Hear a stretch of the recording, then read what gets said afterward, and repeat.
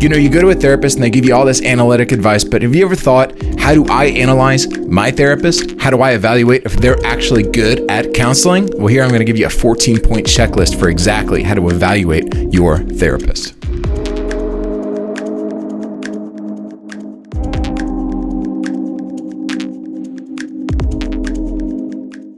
Okay, so most people who go to therapy, they don't like the idea of criticizing their therapist, okay? They want to sort of stay on their therapist's good side because, you know, they actually want to get better and treat their mental health in some way, right? They want to be respectful and they want to participate in a positive therapeutic alliance with their counselor for their own well-being, right? And this is usually because they want to change, you know? They're willing to try anything to get unstuck. That's usually how people end up in counseling, in therapy. They want to get unstuck from trauma, from depression, from anxiety, from addiction. You know, all those things. So, but therapy at its best is not just a passive experience. Okay? You have to actually be an active participant, not just a passive recipient, in order to do it justice, in order to do yourself justice and your goals justice. Okay? It's like going to, you know, the doctor's office for a physical. Okay? The truth is, it is what you make it. And therapy will either be your passive submission to another person's way of looking at the world, or your active utilization of a professional for your personal benefit to build your way of looking at the world. The more you see therapy as a tool you are using, rather than as a professional who is fixing you so that you are a passive patient, right? Rather than a professional who is sort of tinkering around inside your mind and doing their best while you sit back and say, okay, I'm going to do whatever this person says, right? The more you see therapy as a tool, the more you will be able to tell your therapist what you want, what you like and dislike about therapy, their particular modality, your particular relationship, the more you'll be able to critically utilize therapy as a tool for your benefit, rather than to just become essentially a clone of your therapist's ideology. Right? And then you'll be able to actually evaluate whether your therapy is really working. And when was the last time you've done that? Usually we just sort of take their credibility at face value and take the efficacy of therapy at face value. And a lot of counselors feel that if their therapy is not really producing a significant psychological benefit for them, that it's their fault. It might not be. Okay? So most people shop for a therapist, kind of like they shop for like a red wine or something like that, right? Do I like the label? Do I like the look of this person? Do I like their business card, right? And typically kind of the sleekness of the website and Google reviews play, you know, a more prominent factor than the actual therapeutic modality that the therapist uses, right? Is this a psychoanalyst? Is this a cognitive behavioral therapist? Is this a Jungian? Who is this, right? But this isn't necessarily a tragedy, right? And we've sort of democratized the evaluation of therapists, and that can be a good thing. In fact, you sort of should imagine picking a therapist like picking a bottle of wine, okay? So imagine that just by accident, you signed up for a year-long subscription to a wine a week club, okay? So you're going to be getting wasted once a week, right? Where they basically send you the same bottle of wine each week. I guess you could drink a little bit each night. But, but if you asked for a different bottle of wine every single week, they would happily send you a different bottle, right? But here's the catch. It's $150 a week. And you accidentally signed up for it. There's no getting it back. You already paid for it. You're locked in. There's no getting out of it, right? That's a tragedy. Total tragedy. They gouged you. They took advantage of you, right? But nevertheless, what's done is done. You're paying $150 a week for this bottle of wine, okay? How would you pick the wine? If you're already committed, you're already doing this for a year, how would you pick the wine that you're going to receive, right? There's only one responsible way to choose the right $150 bottle of wine each week. You have to try it. You have to evaluate it. You got to make an informed decision based on your experience. Did you like it? Did it have qualities that you enjoyed? Did it actually produce a positive experience? And picking a good therapist is actually kind of similar, right? You just have to start somewhere and then evaluate. And some people think that therapeutic method, right? What sort of modality they're using. Are they a cognitivist? Are they a behaviorist, right? Are they an art therapist? A lot of people think that the method determines the effectiveness of the therapy, right? The truth is that the differences between therapeutic modalities almost statistically have almost no impact, okay, on the effectiveness of therapy for a client. And, except for like little minor variances of effectiveness with regard to like order specific treatments, right? So certain treatments work a little bit better for different disorders, right? But counselors commonly outperform other counselors of the same approach, right? So the biggest differences in effectiveness and counseling effectiveness and the counselee's sense that they are actually improving in their life. So the biggest variegation among therapists isn't from modality to modality, right? So it's not like, well, Jungians way outperform cognitive behavioral therapists in terms of actual patient satisfaction, in terms of the remission of certain psychopathological symptomatology, right? No. So, for example, while cognitive therapy, CT, right, on the whole has not really been proven to be more effective than another form of therapy called interpersonal therapy, right, IPT, certain cognitive therapists had consistently and significantly better results than other cognitive therapists. And likewise for interpersonal therapists, right? Studies found that certain personal qualities determined the difference between therapists who were helpful for clients and those who were not. And in order to properly evaluate your therapist, you should be on the lookout for the presence or absence of these qualities in your therapist. And use this as a diagnostic checklist for your therapist to say, is this person good or are they bad at their job? Now here's the cheat sheet, right? And the more that they show evidence of these qualities, the more you are able to give them trust that is credible and integrous. And the more you're able to actively participate and maybe sometimes trust them and become a passive participant and allow them to sort of tinker around with your mental health once they build credibility in your relationship, okay? And the more that your therapist shows evidence or lacks evidence of these qualities, the more you need to either speak up and express your need for them to exhibit these qualities or to find another therapist. And remember, these qualities that I'm about to list, these aren't just desirable qualities, okay? These aren't just Paul Maxwell's, opinions on counseling, okay? These traits have been scientifically shown to be predictive of long-term therapeutic success. Now, there's 14 of them, and these are the essential qualities for an effective counselor, which studies have, again, shown that they make the difference between ineffective therapy and very effective therapy, okay? Here's the first one. Personable. This is a therapeutic quality that an effective counselor has, and a therapeutic quality that ineffective counselors lack, okay? So there are actually, if you've ever met therapists, or especially if you've ever gone to a graduate school for people studying therapy, there are a lot of socially awkward therapists out there. Now, a lot of people get degrees in counseling in an attempt to work through their own crap, to work through their own psychological issues. Okay, so the professional landscape can, contain a lot of kooks. And I actually worked at a counseling school in marketing for a long time, and I was research assistant for a couple psychologists that were doing a lot of writing. And all the people that came in and out of that office was like a rotating door of like psychological issues and daddy issues and psychiatric disorders. It was a little nutty, okay? And you have to be on the lookout for that, okay? But that's not the exact quality we're talking about here. We're talking about personability, okay? And a lot of counselors are very socially awkward, and you need to take that as a red flag, okay?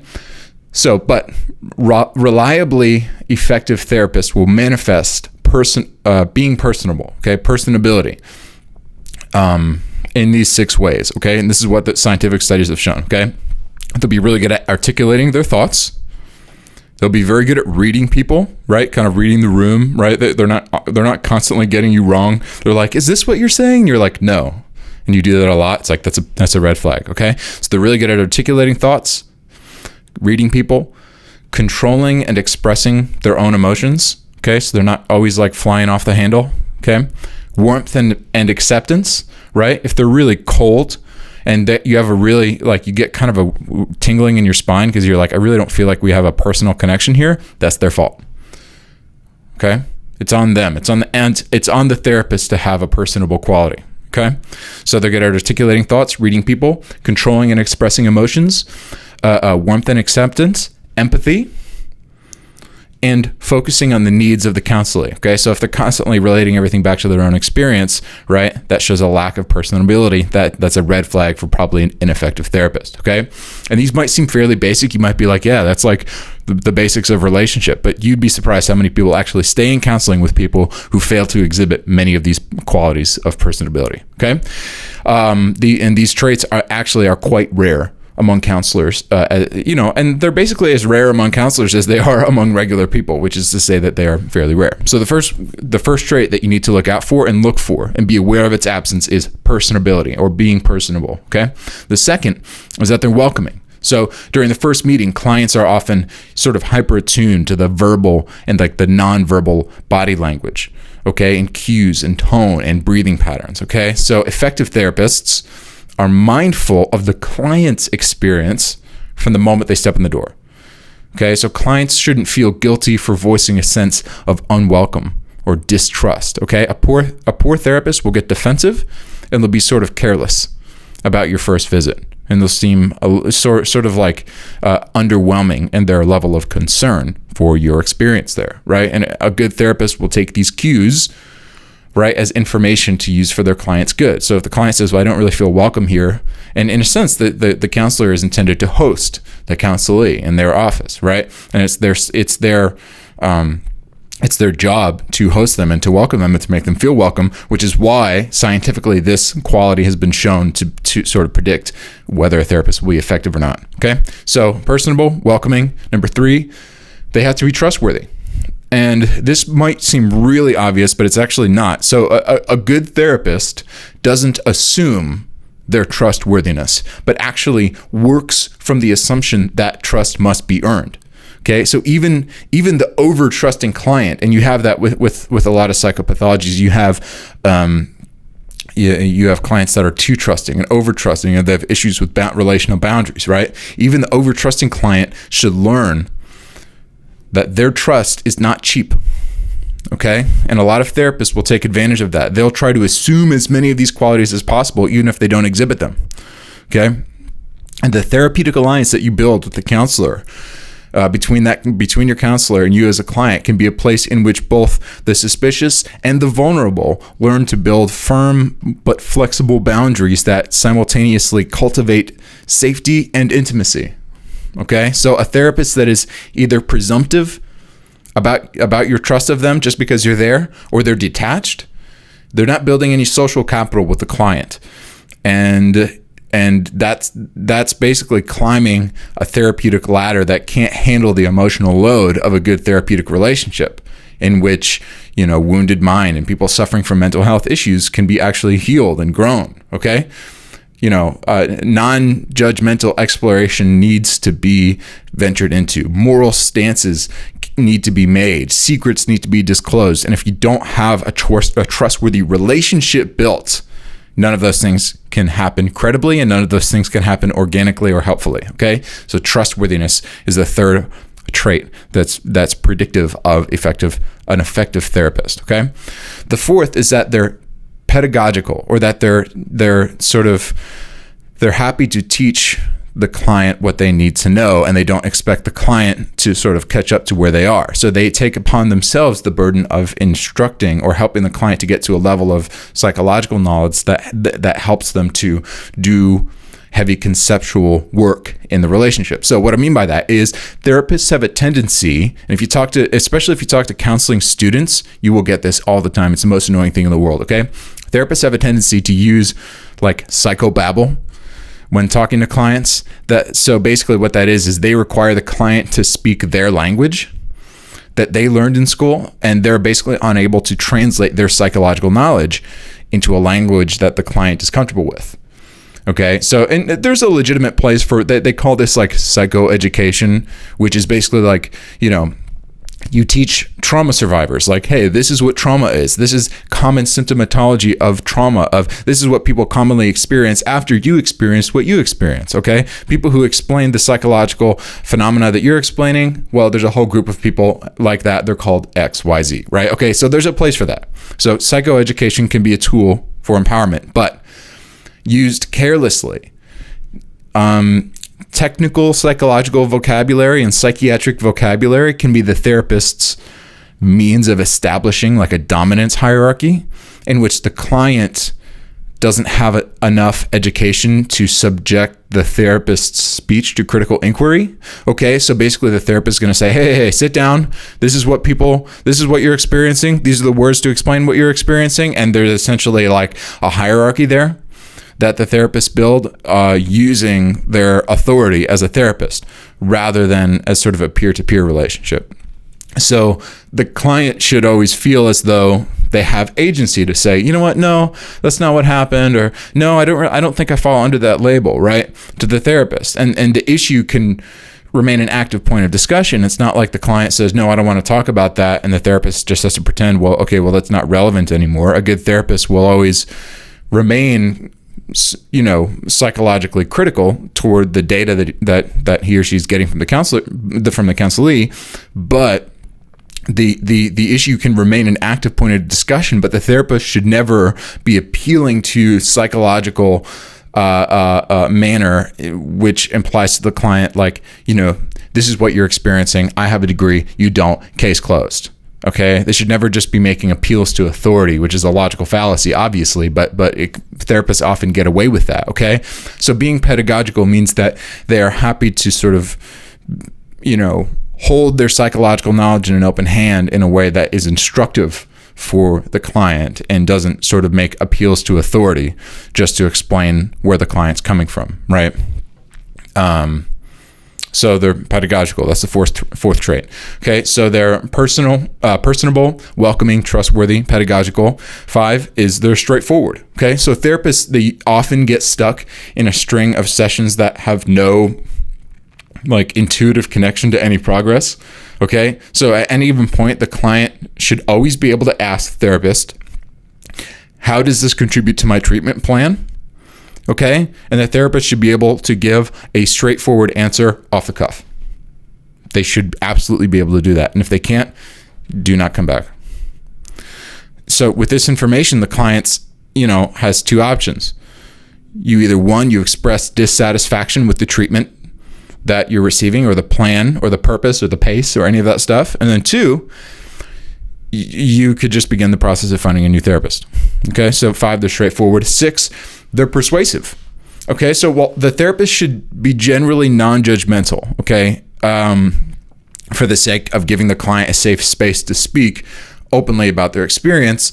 That the therapist should also take a stand on something, okay? And you see this a lot with therapy, okay? So the stand that the therapist should take should always be in an open hand, okay? So you don't want to go to therapy and then start debating theology or philosophy or psychology with somebody. That's not the point of therapy, okay? But a therapist that is so fluid and open and doesn't take any positions, and they see themselves as facilitators of pure process, will not be supremely helpful to a client who needs a dynamic relational environment in which to engage. Okay, so basically, in other words, the therapist will take a perspective and they will take a stand and they'll say, this is what I think. A good therapist isn't sort of like a cold, neutral, removed scientist that's always asking questions. Okay, at the very least, he is invested in his client's well-being.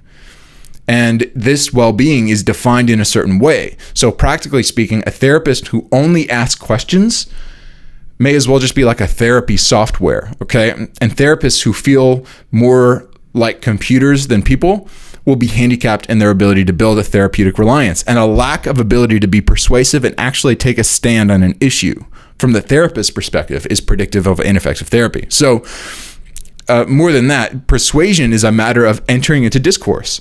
So if a therapist is unable to explain to the client in a persuasive way why his chosen treatment plan works for the client's goals, why his plan will help the client achieve his expressed goals, then he will fail to give the client an important sense of operational control in his own treatment. So persuasion is not just a matter of convincing the client.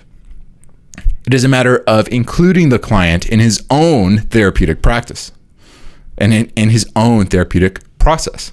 Number 7, a predictive trait of an effective therapist is that they are evidential.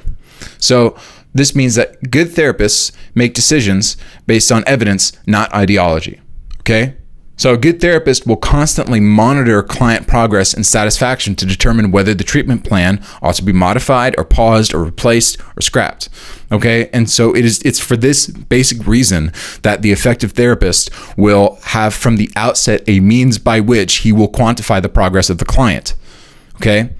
So this may be in terms of self-report sheets, or his own evaluative sheets based on his behavior, or emotional experience and thought patterns, or however he's tracking that, their frequency, their intensity, their profundity, however he tracks that. When these metrics are in place and actively consulted and reconsulted, the likelihood of the client reaching those goals is significantly increases.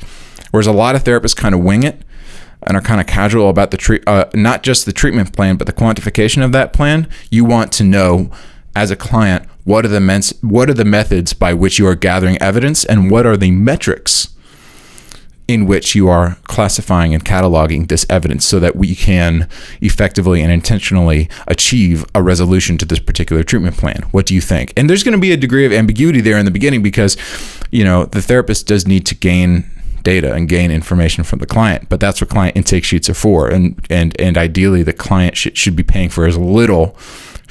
money for as little of that process of the counselee learning about the patient or learning about the client as possible. Okay, you should get as much of that done ahead of time through intake forms, which is why this is just a point to the client. If you're seeking a therapist, you should send them like a 20-page sheet, because they have to read it. Okay, give them as much info as you possibly can ahead of time, right? And then you can get into it from there. And if they're not willing to look at that, well, then find somebody else, because you're paying a lot of money. Okay, so they're evidential. That's number 7. Number 8, the quality that predicts effective therapy, and a lack of this quality will predict ineffective therapy, is adaptability. Okay, they are adaptable. So a good therapist is willing to be wrong. And he's willing to tell his client, listen, when you came to me 6 months ago, I thought this was the case. But after talking, I realized this was wrong. Now it's time to shift our perspective and time to move forward. He's not waiting for you to come to that conclusion. A lot of therapists, they wait for the counselee to come to that conclusion, okay? And they'll wait it out as much as they can. It's like in jiu-jitsu. They'll just wait for you to get tired out, okay? And a therapist who is always reluctant to admit that he may have been incorrect, or insists on his interpretation of your life, is likely trying to fit you into his picture of the world, rather than help you to transform your world into your desired outcome. Or worst case scenario, he's just trying to get as many sessions out of you as he possibly can. Okay. So some therapists will become fixated on this notion that, for example, like you were abused as a child, right? Or that you need to resolve some lingering trauma, or that you need a certain medication, or that you fit a certain psychiatric label, or whatever, the chic psychological or therapeutic or psychiatric or philosophical, topic is of that news cycle, right? But if you express resistance to this, and it continues to remain a buoyant theme in your therapy, keeps floating to the top, well, this is sufficient cause to change therapy and to change your therapist, okay? 9th quality that your therapist should have is that they should be non-avoidant. What this means is that therapists tend to be optimistic about the possibility for psychological self-improvement, okay? But much of therapy revolves around deep philosophical and personal issues with no resolution. And if you sense that your therapist tends to avoid difficult topics by changing the subject, which is common, ask him why. Okay? A good therapist is willing to, go there with his client, even if he doesn't have the answers or explanatory tools to resolve the issue in the particular session. They're willing to wade into the complexity of the issue, okay? So non-avoidance is particularly important because it indicates that the therapist is not forcing the client to move in too quickly or too hollow a fashion through difficult situations. So if something is important and you need to linger there, tell him you need his help to work through the issue. Maybe the issue is death, or God, or sexuality, or a past relationship. Ideally, your therapist will be the one to know how to do this. But this goes back to that other property we were talking about, which is trustworthiness, right? And before you build that trustworthiness, you need to be on the lookout for him exhibiting or lacking these particular traits. So if he's avoidant, well, you have to be aware of that. But if you learn he's non-avoidant, then you can begin to trust your therapist, him or her, to linger on issues that need to be lingered on, because as a therapist, or as a counselee rather, you need to be able to go into a session and trust I'm not going to be able to see everything. I need this person to ask the right question. I need this person to be willing to go there so that we can attain a depth of insight about my situation that I didn't previously have or that I couldn't have done on my own, right? Okay. So a good therapist is not scared of venturing proactively into difficult material. And sometimes clients will feel a pressure to say positive things in therapy because of the stereotype that therapy ought to yield optimistic resolutions for past issues. Right? Like you go in and you sit down, how was this week? No, it was good. It was good. Right? I only had a blackout alcohol binge 3 times. Right? But you don't say that. You don't start with that. You don't lead with that. Right? And a bad therapist will not call you on that. He'll just say, okay, good. I'm glad. Right? A good therapist is not satisfied with the client's avoidance of negative issues to the degree that it's actually hindering their own recovery. So this is often a difficult line to walk, because a therapist who never invites you to investigate more deeply, the more difficult issues of your mind in your life, is likely too comfortable and too complacent to help achieve meaningful psychological and mental health goals. Okay. So a 10th trait that a therapist should have is that they, not only are they non-avoidant, but they remain optimistic. Okay. Most people hate themselves. Most people. Okay. They get easily frustrated with consistent relapse and moral failure and lack of change or lack of progress toward their goals. And while hollow optimism is obviously unhelpful, okay, like you can do it, right? Okay, yeah, right, whatever. The most effective therapists aren't exhibiting hollow optimism, but they're always looking for an organic, a natural way to advocate for a posture that is oriented toward a positive evaluation of the future of the client, especially in the midst of despair. Okay, and they're asking, what are legitimate, actionable, meaningful trajectories forward for the client in the midst of their struggle? How can you reignite, re-examine, reformulate strategies for achieving goals that keeps the therapeutic journal live and fresh for the client? Okay. A client will often feel guilty and avoidant toward their persistent failures. That's why you need a counselor who has the previous property, not avoidant, but you also have one who's not only not avoidant, but when he reaches those issues that are difficult to approach, well, he is skillful at construing those in a positive and actionable way. And, like I said, a client will often feel guilty and avoidant toward their persistent failures. And they may even lie about it. They may even say, well, it's been fine. But that's why they're in therapy, okay? If they were naturally good at dealing with their issues, they wouldn't need to pay someone exorbitant amounts of money to facilitate their mental health, okay? So if a therapist is redundant or shaming or perpetually cliche in their optimism, there's a chance that they're not a good resource for you. There's a chance they're not a good therapist.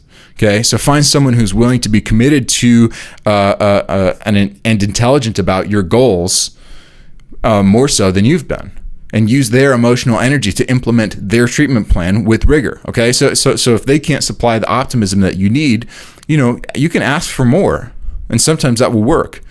And if they can't provide it, well, you find someone else. Okay.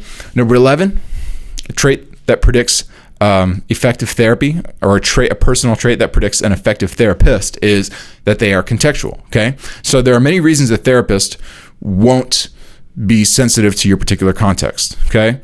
They may be dogmatic about the views, their views on certain issues. They may have an overinflated sense of their own therapeutic competence. They may think that therapy should be an isolated practice, divorced from other resources outside the mental health disciplines, okay? And all these postures are predictive of ineffective therapy. So a good therapist will not only be sensitive to your familial, cultural, religious context, they will be on the prowl for resources that will aid in your situation. Okay, so websites, grants, programs, opportunities, right? They will be looking to help you get from where you are to where you want to be. And even if it's not more of a solution-focused therapy, even if it's more of a depth-focused therapy, well, maybe they'll be looking at philosophies, right? And philosophical and cognitive and behavioral tactics and strategies that are relevant to your situation. And they will do this both by being a student of where you are and by becoming an expert at helping you shape the best possible future of yourself. And a therapist might say, well, that's asking a little bit too much of me. And it's like, yeah, that's why you get paid $120 an hour, because you're the expert, right? If you're not, why are you getting paid $120 an hour? Okay. So anything else is not just lazy for that reason. It's actually negligent. Okay. So they have to be contextual. 12th, they have to be professional. So therapists shouldn't try to use you to legitimize their own perspective on the world. Therapy is not about the therapists. And a lot of therapists think that it is.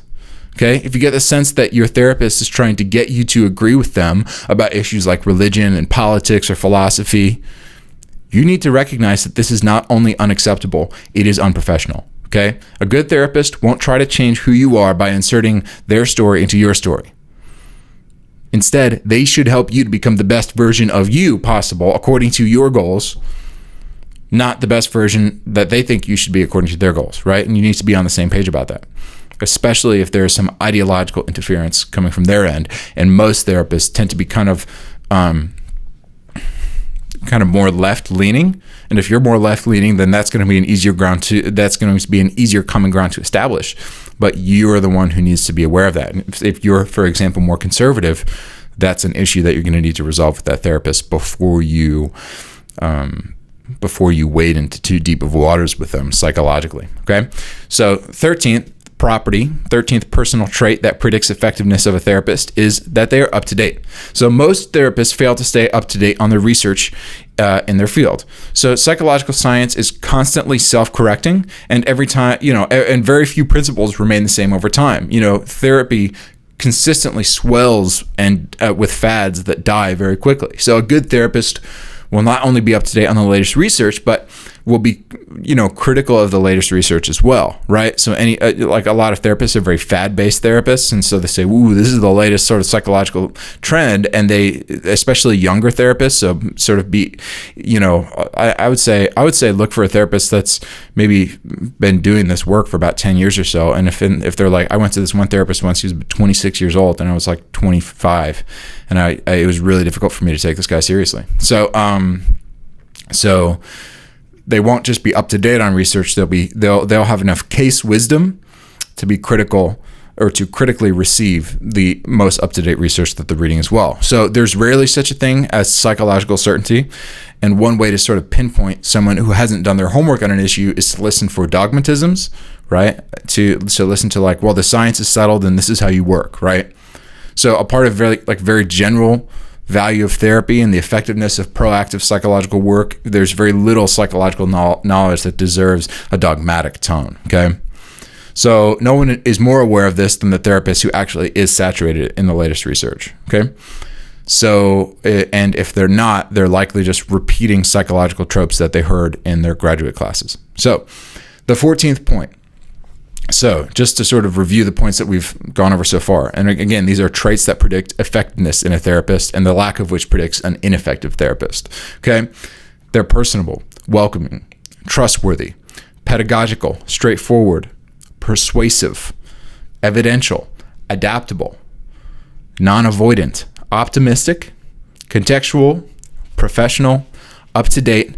And then the fifth one is that they are self-improving. So every therapist is obligated to participate in what they call continuing education, or CE, right?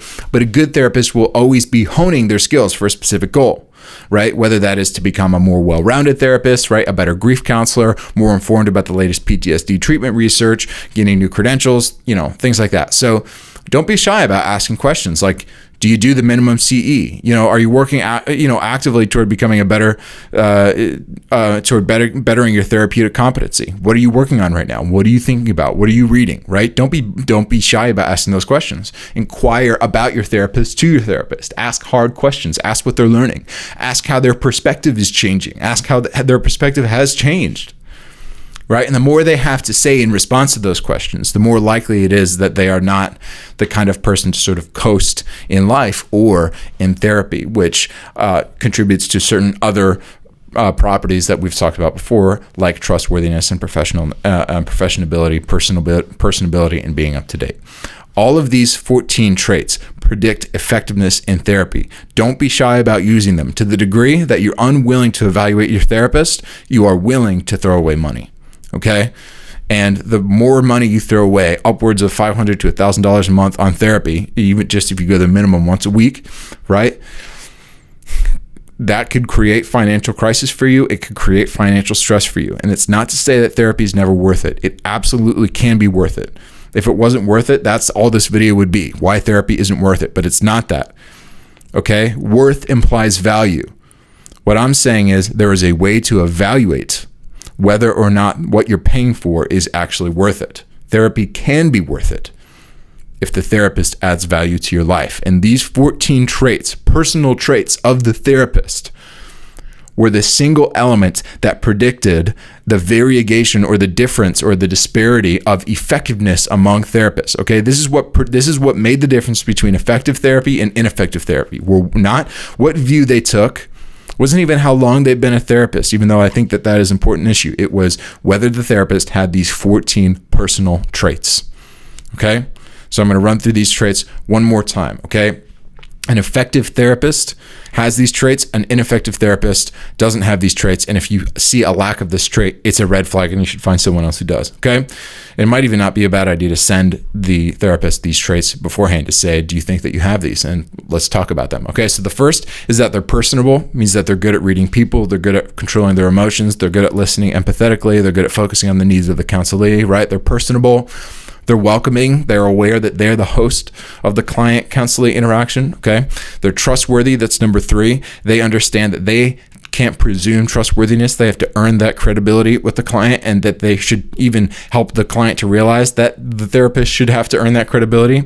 They're pedagogical, which means that they don't resort to psychobabble all the time, or psychiatric or scientific or technical terms in dealing with the client. They don't require the client to understand themselves on the therapist's terms, but they're able to translate these concepts to the therapeutic conversation. 5th, they're straightforward. 6th, they're persuasive, right? They don't just appeal to the authority. I'm the counselor. I've got the degree. You don't.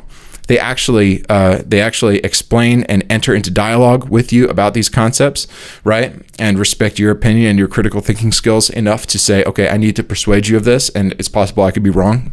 7, they're evidential, means they have a way to quantify the plan that they have for your treatment. And if they don't have metrics, then that means they're not evidential. Say, what metrics are you using to quantify this treatment plan? And if they can't give you an answer, find another therapist, okay? 8, they're adaptable. They're willing to admit they might be wrong, okay? They're not stubbornly sticking to the same treatment plan that they came up with at the beginning, right? Because they're getting new evidence about you, and that should be the case, right? 9th, they're non-avoidant. They're not scared of wandering into issues that may be difficult for them. 10, they're optimistic. They're good at spinning situations of despair into not necessarily hollow optimism, but into organically actionable steps for the future, which is a grounded optimism. Okay.